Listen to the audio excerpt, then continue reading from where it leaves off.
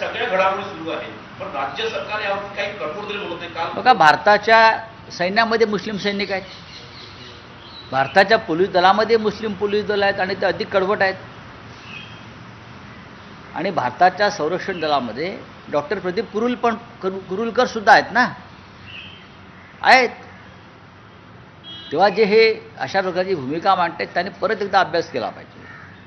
काश्मीरमध्ये शहीद होणारे जास्तीत जास्त पोलीस हे मुस्लिम आहेत, जे अतिरेक्यांशी लढत आहेत.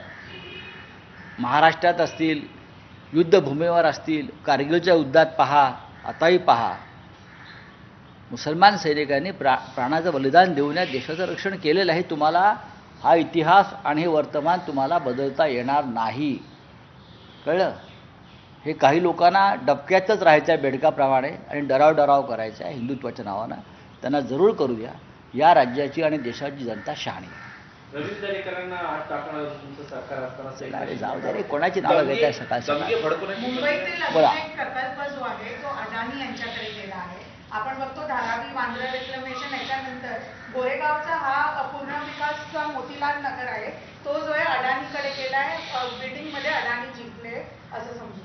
बघा, कायदेशीर काय आहे मला माहीत नाही आणि अशा प्रत्येक प्रकल्पावरती मत व्यक्त करणं हे इथे बसून बरोबर नाही आहे. ज्या पद्धतीनं सर्व काही मुंबईतल्या प्रमुख भूखंड आणि प्रकल्प हे अडाणीकडे जात आहेत, ते का जात आहेत, कसे जात आहेत, याच्याविषयी वारंवार किती चर्चा करायची.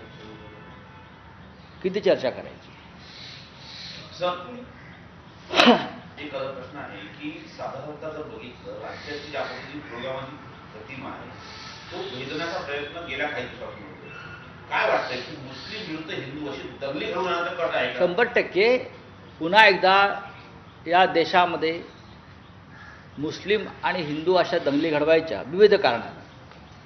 आता भारत आणि